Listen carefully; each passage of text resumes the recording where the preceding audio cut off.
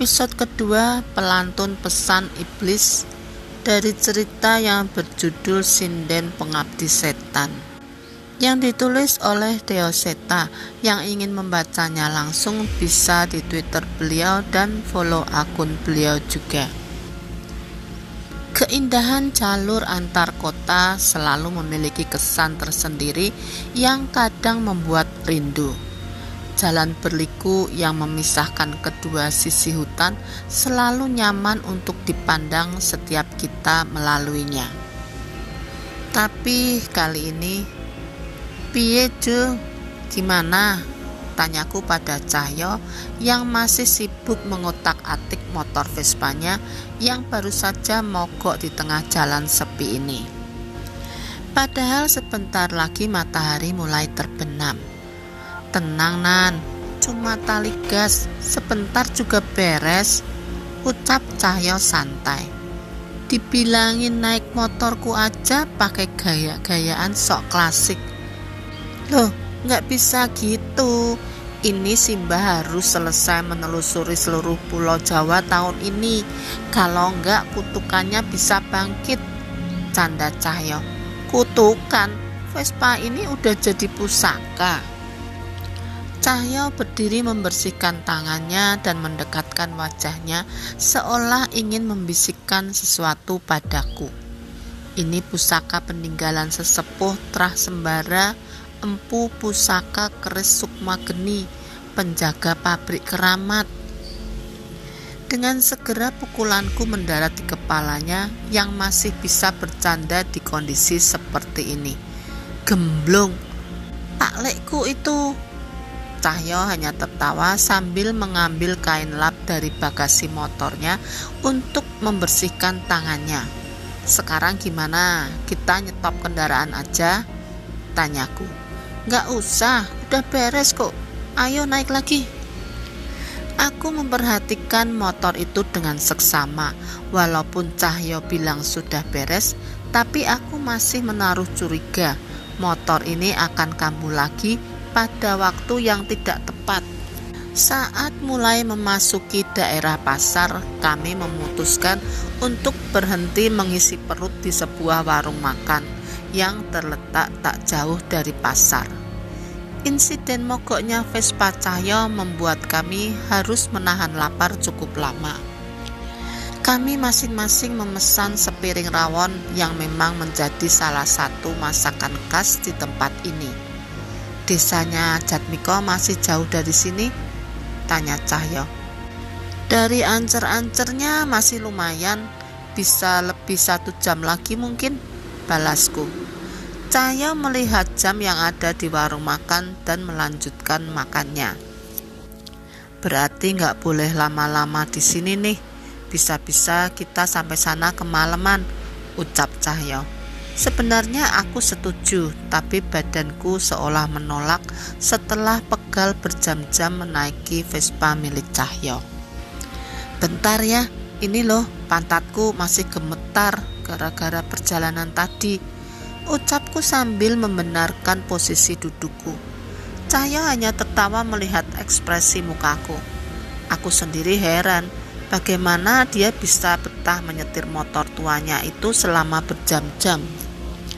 Saat sedang menikmati kopi sebagai penutup, tiba-tiba terdengar suara alunan musik keroncong dari rombongan pengamen yang melewati warung ini. Sesuai dugaan kami, akhirnya mereka berhenti di depan sambil melantunkan tembang Jawa yang menurutku cukup merdu. Permainan gitar dan kentrung mengiringi suara penyanyi wanita yang suaranya sangat sopan melalui telinga kami. Suaranya begitu nyaman hingga kami merasa betah menikmatinya. Apalagi walaupun berpenampilan sederhana, wajah sang penyanyi itu tetap terlihat anggun dan mempesona.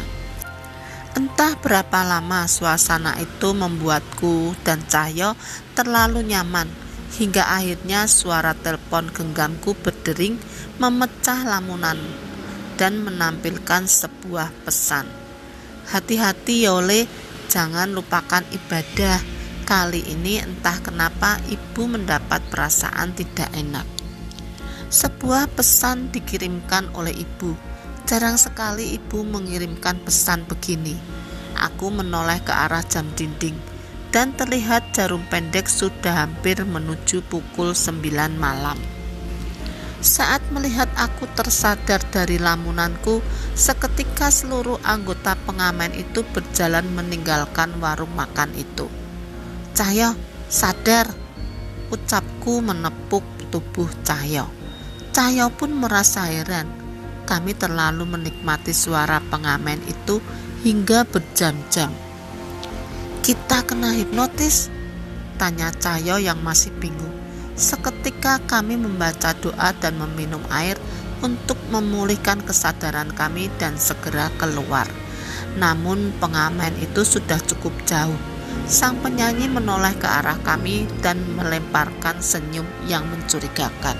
Kami pun membayar makanan kami dan bergegas mengejar mereka. Sayangnya mereka sudah tidak terlihat dari pandangan kami lagi. Kita lengah. Penampilan mereka terlihat sederhana seperti orang baik-baik. Aku gak menyangka ada maksud dari kedatangan mereka, ucapku. "Maksudnya apa, Nan?" Cahyo masih bingung. "Kemarin sebelum berangkat, aku sempat cerita sama Pak Lek mengenai kejadian di desa Jatmiko. Pak Lek sudah menyuruhku untuk berhati-hati karena pasti akan ada beberapa pihak yang membantu pengirim kutukan di desa Jatmiko itu," balasku. "Maksud kamu mereka membantu setan sinden yang ada di kampung Jatmiko?" tanya Cahyo. Aku mengangguk. "Mereka akan mempersulit kita untuk sampai desa itu," jelasku. Kami pun melaju dengan cepat menuju desa Jatmiko. Dengan kondisi seperti ini mungkin kami akan sampai di sana mendekati tengah malam. Kami terlambat, satu nyawa lagi sudah melayang saat kami tiba di desa di mana Jatmiko tinggal. Kondisi desa masih ramai walaupun menjelang tengah malam. Seseorang baru saja diturunkan dari keranda untuk diletakkan di ruang khusus di balai desa. Aku mendekat mencoba menyaksikan jasadnya, persis seperti cerita Jatmiko. Jasad itu meninggal dengan mata yang masih terbuka dan darah yang mengucur dari telinganya.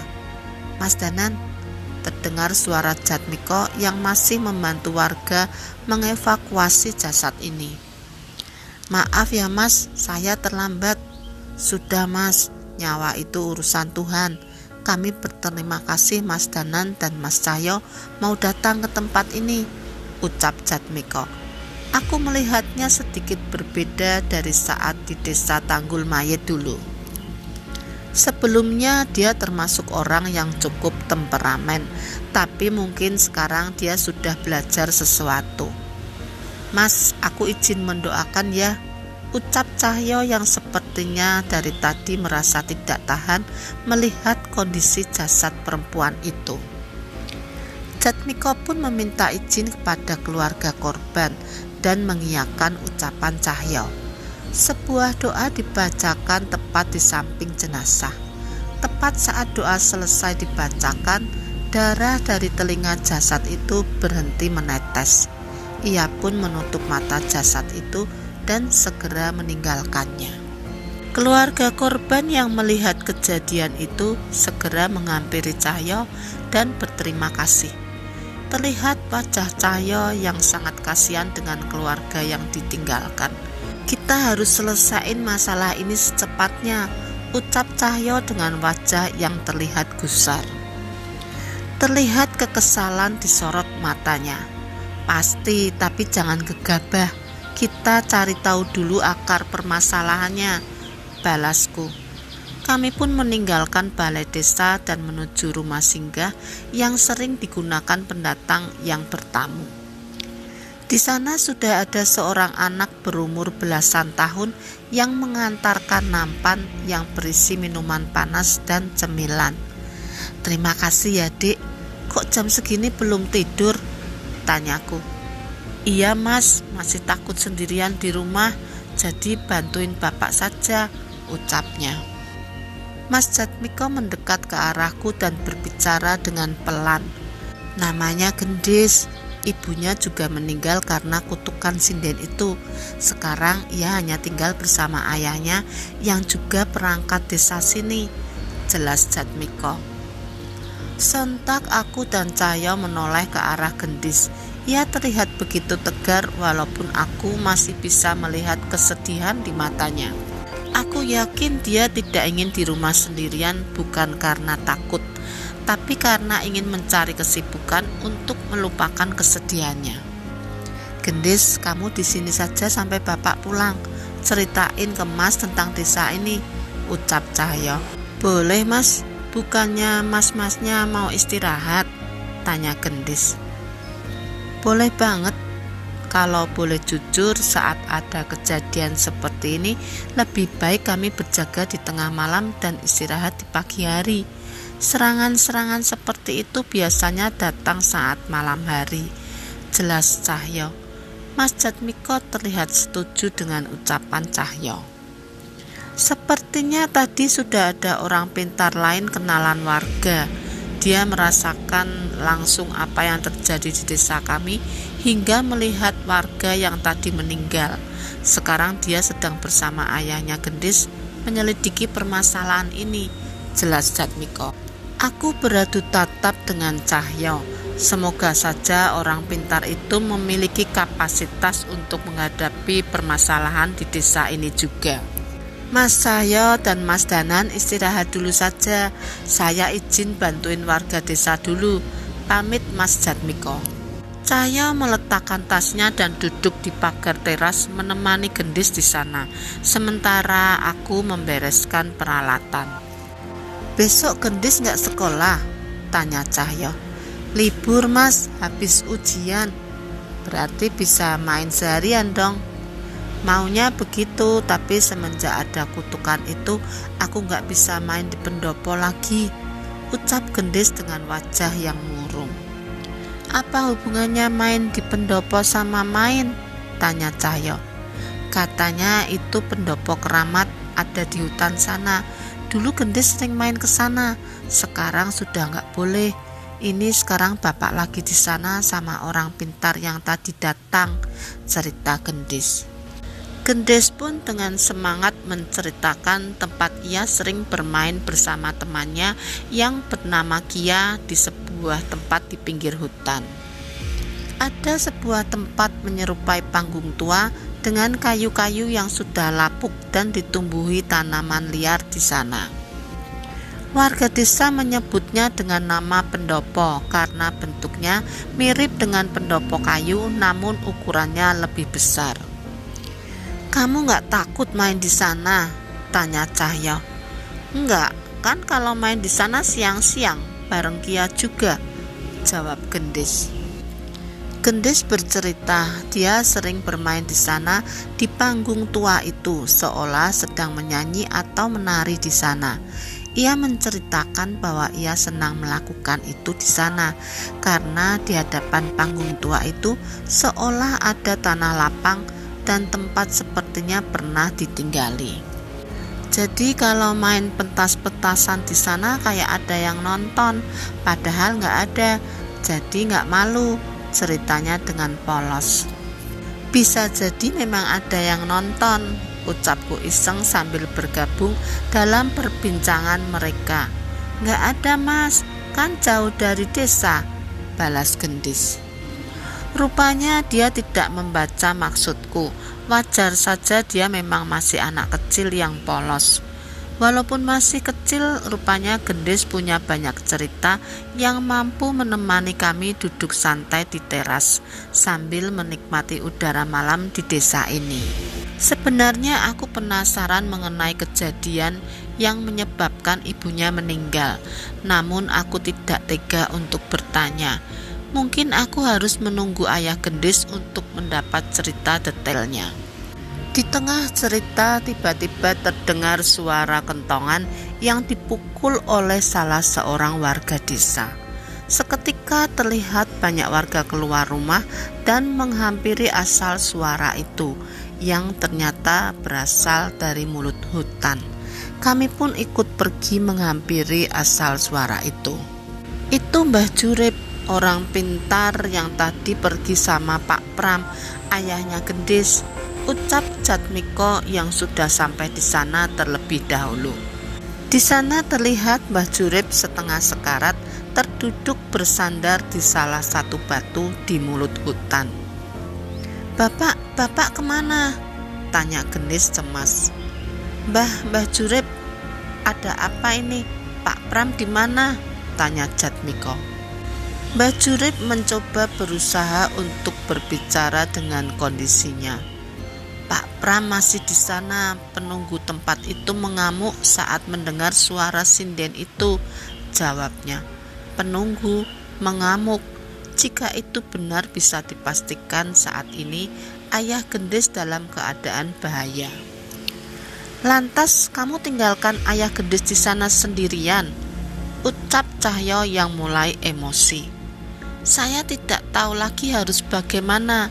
Pilihannya antara saya mencari pertolongan atau kami mati berdua di sana, ucap Mbah Jurip. Sudah Cahyo, mungkin dia benar. Coba kita pastikan ke sana. Mas Jatmiko, jaga Gendis dulu ya, ucapku sambil bersiap memasuki hutan. Mas Jatmiko mengangguk menyanggupi, namun tiba-tiba Gendis yang khawatir dengan keadaan ayahnya segera berlari memasuki hutan seorang diri meninggalkan kami. Gendis! Teriak Cahyo panik dan segera menyusulnya. Gendis, jangan nekat! Jatmiko mencoba menyusul, tapi aku menahannya. Terlalu berbahaya bila semakin banyak warga yang masuk ke dalam hutan tanpa tahu keadaannya. Percayakan pada kami, Mas.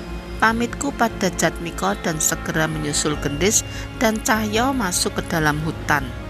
Bukan hutan yang lebat dan tidak jauh perjalanan yang kami lalui untuk sampai ke tempat yang Gendis ceritakan tadi. Sayangnya Gendis sudah menghilang dari pandangan kami. Gendis, Pak Pram, aku berteriak mencari keberadaan mereka, namun sama sekali tidak ada yang membalas. Sebaliknya ada sesuatu di tempat ini yang memperhatikan kami.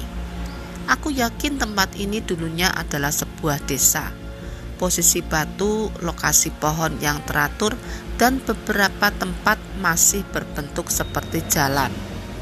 Sebuah bayangan hitam seperti berjalan ke arah panggung tua yang warga sebut sebagai pendopo. Tanganku gemetar dan tubuhku merinding saat mengikuti sosok itu. Aku tahu itu bukan makhluk biasa. Hati-hati Nan, makhluk itu berbahaya, ucap Cahyo yang juga sadar akan betapa mengerikannya sosok yang belum kami ketahui wujudnya itu. Tepat saat makhluk itu sampai di atas panggung, wujudnya mulai terlihat dengan jelas. Seorang wanita berbaju kebaya anggun yang sudah lusuh, dengan bentuk tubuh layaknya seorang sinden yang ideal. Sayangnya kulitnya sudah menghitam seperti jasad yang sudah membusuk dengan mata yang bernanah. Senyumnya terlihat manis walau dengan wujud mengerikannya. Tepat saat menampakkan wujudnya, muncul banyak sosok roh laki-laki mendekati dirinya. Mereka berjalan dan merayap dari segala sisi mendekati sinden itu. Kami tak tahu apa yang akan dilakukan oleh roh itu hingga mereka sampai ke sisi sinden itu. Menjijikkan, pemandangan di hadapan kami begitu menjijikkan. Di sebuah panggung tua yang berlatarkan langit malam dan cahaya bulan, sosok roh laki-laki berlutut di bawah kaki setan demit itu dan menjilati kakinya yang membusuk dan bernanah. Aku mencoba menahan mual. Cahyo pun segera memalingkan wajahnya. Mati atau mengabdi kepadaku. Hanya sepatah kalimat itu saja yang diucapkan oleh setan sinden itu. Namun itu sudah cukup mengintimidasi kami dengan pemandangan di hadapan kami. Tidak ada yang akan menjadi pengikutmu, balas Cahyo dengan tegas. Aku pun tidak mau tinggal diam melihat apa yang ada di hadapanku. Saat itu juga aku membacakan sebuah doa untuk menenangkan roh-roh yang terus menjilati kaki setan itu. Roh itu menolak untuk ditenangkan dan memilih untuk patuh kepada sinden itu. Mereka bahagia sebagai pengikutku, baik saat hidup ataupun mati. Pilihlah dengan bijak. Setelah ucapan itu, sosok sinden itu berubah. Wajahnya berubah menjadi sangat cantik dan kulitnya terlihat putih, layaknya seorang bidadari yang bermahkotakan rembulan di belakangnya. "Nan, jangan terpengaruh, Nan," ucap Cahyo. "Wasem, enak aja. Kamu tuh, inget Sekar nungguin kamu," balasku. Kami membaca doa untuk melindungi pikiran kami dari pengaruh sosok yang amat cantik di hadapan kami. Dibandingkan pertarungan fisik, pertarungan dengan hawa nafsu adalah yang paling berbahaya. Seandainya aku dan Cahyo adalah orang biasa, pengaruh dari sinden itu bisa membuat kami saling bunuh untuk berebut menjadi pengikutnya. "Kita mau terus nontonin di sini," ucap Cahyo. "Dari tadi aku nyoba nenangin roh itu, tapi gagal," balasku. "Berarti harus kita selesaikan sinden itu dulu kan?" Kami pun berlari ke arah pendopo. Namun dengan segera sosok setan pengikut sinden itu menghadang kami. "Makhluk ini urusanku, kamu terus ke sinden itu," perintah Cahyo. Aku melihat Cahyo terus membacakan doa-doa dan ayat-ayat suci untuk menenangkan roh yang menghadangnya. Namun semua itu seolah sia-sia. Roh itu seperti tidak mendengar apapun yang diucapkan Cahyo. Terlihat ia masih dilema untuk menggunakan kekuatan Wanasura. Sebaliknya, saat aku mendekat, sinden itu malah tersenyum dengan manis seolah menggodaku. Aku merasakan ada ilmu pengasihan yang sangat kuat mencoba mengganggu ketenanganku dan membuatku semakin terkesima setiap menatapnya. Tak mau mengambil risiko, aku segera menarik pusaka keris Raga Sukma dari dalam sukmaku dan menggenggamnya dengan erat. Aku bersiap menghunuskan keris itu ke arah sinden yang saat ini berwujud bak bidadari itu. Namun tiba-tiba seranganku tertahan oleh sosok hitam. Sosok roh seperti seorang panglima kerajaan yang mampu menahan serangan keris Raga Sukma dengan tombak di tangannya. "Semua sinden abdi akan dilindungi oleh Joko Garu. Kalian tidak akan bisa menyentuhku sebelum menjadi pengikutku," ucap sinden itu. Aku melompat mundur, namun roh itu terus maju untuk menyerangku. Berkali-kali aku menahan serangan sosok yang disebut dengan nama Joko Garu itu. Namun sepertinya aku bisa mengimbanginya. Di tengah pertarungan terdengar suara sinden itu menyanyi dengan nada yang aneh. Kidung itu melantun dengan nada yang teratur, namun membuat kami merasa merinding saat mendengarnya. Dan satu lagi, aku yakin yang ia nyanyikan bukanlah bahasa manusia. Tanpa sadar cairan merah mulai keluar dari hidung dan telingaku. Pandanganku memudar, namun entah mengapa aku ingin terus mendengar suara tembang itu. Aku membacakan mantra Muksa Pangriksa untuk melindungi diriku dari segala niat jahat yang menyerang. Namun mantraku seolah tidak pernah selesai terucap. Sekuat tenaga aku mundur ke arah Cahyo, tapi rupanya Cahyo juga bernasib sama denganku. Setan-setan pengikut sinden itu mulai merubungi kami. "Wanasura!" teriak Cahyo yang mulai panik. Cahyo dengan sigap memanggil kekuatan Wanasura untuk merasukinya dan memukul sekuat tenaga tanah di hadapannya hingga setan-setan itu terpental. Sayangnya Joko Garu masih bertahan. Ia menerjang kami dengan mengayunkan tombaknya. Aku menangkisnya dengan keris di tanganku, namun kekuatannya sangat besar hingga mementalkanku dan Cahyo. Benturan itu membuat darah bermuncratan dari mulutku. Terlebih saat ini kami mulai kehilangan kesadaran oleh pengaruh tembang yang dinyanyikan oleh sinden sialan itu.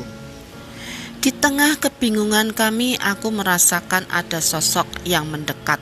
Tidak hanya satu, banyak, entah apalagi ini. Joko Garu menghampiri kami lagi dan bersiap menghabisi kami. Namun tiba-tiba muncul sebuah tangan dari balik pohon. Iya, sebuah tangan tanpa badan. Entah mengapa aku bisa mengerti maksud darinya untuk menyambut tangan itu. Tepat saat aku menggenggamnya, tiba-tiba aku sudah berada di tempat berbeda. Sebuah tempat luas di tengah hutan yang mirip tempat kami sebelumnya berada, namun tertutup kabut tebal. "Ini di mana, Nan?" tanya Cahyo yang juga sedang berusaha memulihkan dirinya. "Nggak tahu, tapi setidaknya kita bisa selamat," balasku. Belum pernah aku mengalami pertarungan seperti ini. Aku rasa pusaka sesakti apapun tidak akan berguna untuk melawan sinden tadi. Dari jauh terlihat beberapa orang berlari mendekati kami. Salah satu dari mereka adalah Gendis, ucapku kaget. "Ayo Mas, ikut Gendis," ucapnya. Aku dan Cahyo saling bertatapan, namun kami memang tidak merasakan niat jahat dari makhluk yang bersama dengan Gendis. Mereka membawa kami pada sebuah tempat di tengah hutan yang cukup luas. Ada banyak sosok di sana, roh wanita yang melayang di atas hutan, pria tanpa lengan, hingga roh manusia dengan wajah yang tidak berbentuk. Tempat ini dihuni oleh arwah penasaran. Tapi di balik kengerian itu, aku melihat sosok seorang manusia terduduk bersandar di batu. Gendis membawa kami menuju ke arahnya. "Ini Bapak Gendis, Mas," ucap Gendis memperkenalkan ayahnya yang berusaha menahan sakit dari lukanya. "Saya Pramono, ayahnya Gendis," balasnya menyambut kami. Namun kami menahan tubuhnya dan membantunya untuk tetap duduk. "Sudah Pak, duduk saja biar saya bantu obati lukanya." Aku mengambil perlengkapan P3 dari tas kecilku dan mengobati luka luar yang terlihat di tubuh Pak Pram. Tapi ternyata tak hanya itu, ada luka dari benda gaib yang menyerang ke tubuhnya. "Makhluk di tempat ini yang menyelamatkan Bapak dan Gendis, Mas," jelas Gendis. Cahyo mendekat dan mencoba mendengar penjelasan Gendis. "Ternyata benar kata Mas Danan. Selama ini setiap Gendis bermain di pendopo, ada mereka yang menonton Gendis," jelasnya. "Kami senang melihat tingkah polos anak wanita ini," ucap sosok roh yang mendekat ke arah kami dan terus melayang pergi. "Kalau tidak ditolong oleh mereka, mungkin saya sudah mati," ucap Pak Pram. Aku setuju, kami pun bernasib sama. Aku menceritakan tentang apa yang terjadi pada kami saat menghadapi sinden iblis itu. Namun sepertinya dia tidak begitu heran. "Apa dia yang bernama Nyai Lindri?" tanyaku pada Pak Pram. Pak Pram menggeleng. Dia adalah sosok yang memberi kekuatan pada Nyai Lindri. Sosok yang sudah menghabisi ratusan nyawa selama beratus-ratus tahun, ucap Pak Pram. Beratus-ratus tahun? Maksud Pak Pram bukan Nyai Lindri darang dari kutukan ini? Tanyaku. Nyai Lindri membangkitkan kutukan ini, kutukan yang tertidur di sekitar desa kami yang kami kira sudah hilang sejak lama. Pak Pram mencoba bercerita. Ternyata ada cerita turun-temurun yang pernah diceritakan di desa Gendis. Cerita yang berhubungan dengan pendopo tadi. Konon dulunya tempat itu adalah tempat pementasan dari desa yang sempat berada di sana. Warganya sangat suka dengan pagelaran, entah itu tari, wayang, ataupun kesenian lainnya.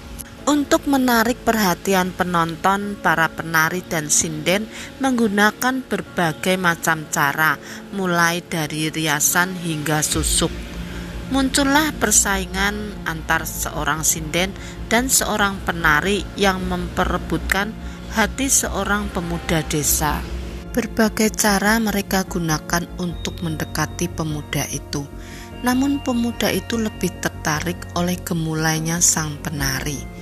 Terbakar rasa cemburu, sinden itu melakukan tirakat terlarang dengan meminta ilmu pengasihan demi merebut hati pemuda itu. Singkat cerita, akhirnya pemuda itu berhasil bertekuk lutut menerima cinta dari sinden itu. Namun ternyata bayarannya tidak murah. Sinden itu hidup bahagia bersama pemuda itu hingga akhirnya hamil dan melahirkan. Namun ada hal yang aneh setelahnya. Saat sang sinden menyanyikan lagu untuk anaknya, tiba-tiba tubuh anaknya membiru tak bernapas. Hal itu memberikan kesedihan yang mendalam untuk mereka. Namun ternyata hal yang sama terjadi saat melahirkan anak keduanya. Kali ini saat sinden itu menyanyi di pementasan, anak keduanya mengalami nasib yang sama. Tubuhnya membiru tak bernapas. Akhirnya mereka memutuskan untuk tidak memiliki anak lagi. Namun tentu saja perjanjian harus terus dibayar. Setahun kemudian terjadi kejadian aneh. Setiap ada pementasan, ada satu warga yang meninggal. Awalnya warga mengira ini hanya kebetulan, namun setelah semakin banyaknya korban, warga curiga dan menghentikan pementasan untuk seterusnya. Tanpa adanya pementasan, sinden itu dituntut untuk menunaikan perjanjiannya. Tiap malam tertentu dia akan keluar desa dan bernyanyi di tengah gelapnya malam. Ilmunya membuat suaranya tidak dikenali oleh warga desa. Keesokan paginya akan ada satu warga yang ditemukan meninggal dengan tidak wajar di desa tersebut. Seorang warga meminta bantuan dukun untuk mencari permasalahan ini. Dengan kemampuan dukun itu, segera diketahuilah bahwa ini semua adalah ilmu hitam dari sang sinden. Mendengar ucapan dukun itu, warga beramai-ramai menghampiri rumah sinden itu di malam hari dan menyuruhnya keluar. Sinden itu berpura-pura tidak mengerti apa yang dimaksud oleh warga. Namun keberadaan dukun itu membuatnya tidak bisa mengelak. Beberapa keluarga korban yang emosi segera menampar dan memukuli sinden itu hingga tersungkur di tanah. Sang suami yang masih terpengaruh oleh ilmu pengasihannya sekuat tenaga melindungi istrinya yang terus menangis tanpa henti. Sang sinden sama sekali tidak menyangka bahwa hal ini akan terjadi. Dia berlindung di balik suaminya, namun sang dukun membacakan beberapa mantra dan mengusapkan tangannya ke mata suami sinden itu hingga terlepas dari pengaruh ilmu sang sinden. Ketika ia pun tersadar, ia yang sebelumnya melindungi sinden itu berbalik menatap istrinya. Rasa kesal menumpuk di hatinya. Dia teringat anak pertamanya yang mati saat dinyanyikan oleh istrinya, dan ia teringat anak keduanya yang juga mati dengan aneh. Saat itu juga semua hinaan dan sumpah serapah diucapkan kepada istrinya dengan wajah penuh emosi. Sinden itu meminta maaf dan memohon ampun, namun sebaliknya suaminya malah menendangnya hingga tersungkur. Hanya itu, suaminya pun meludahi wajah istrinya dan menyerahkannya kepada warga.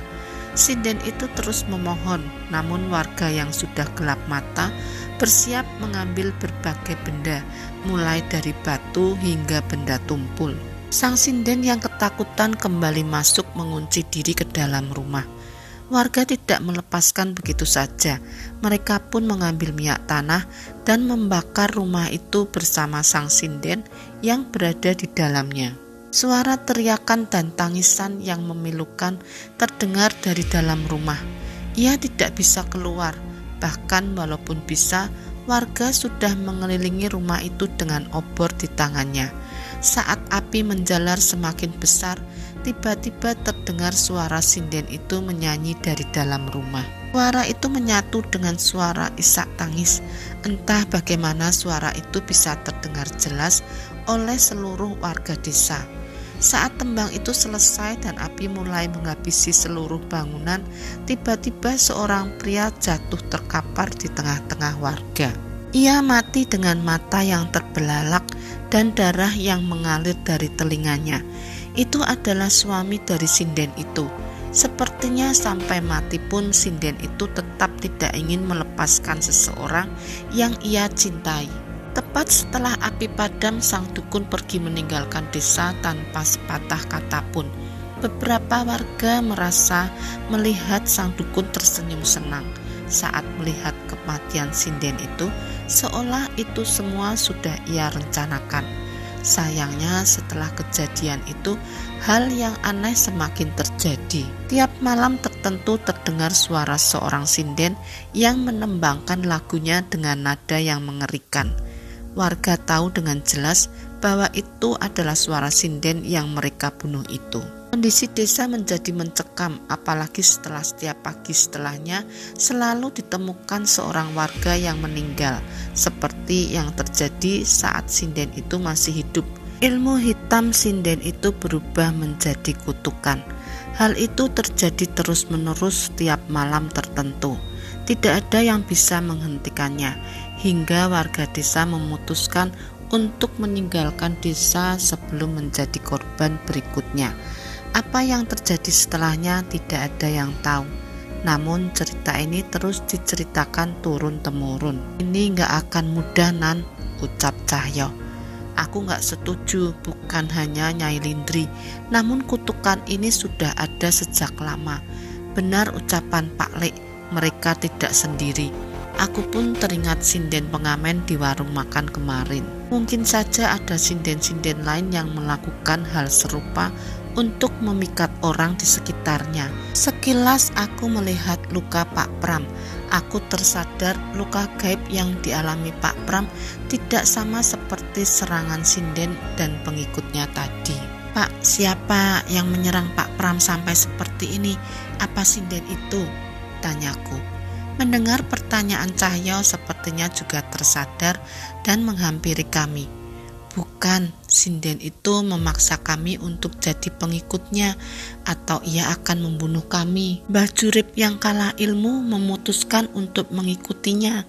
Dan saat itu juga sinden itu meminta Mbah Jurip untuk membunuh saya.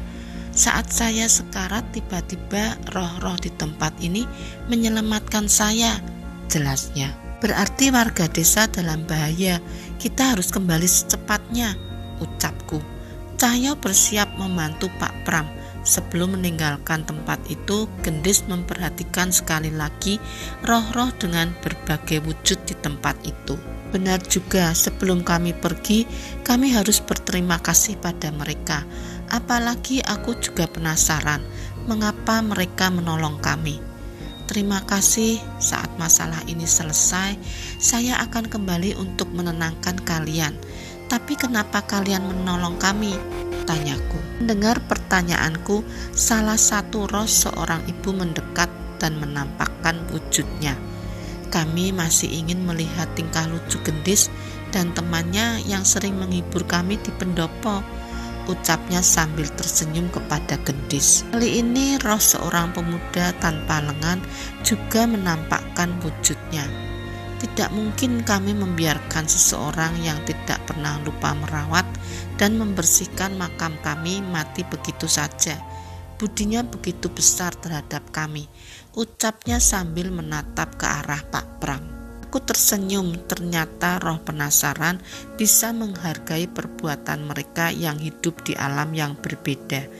Padahal sesama manusia saja kadang sudah lupa dengan apa yang disebut dengan balas budi.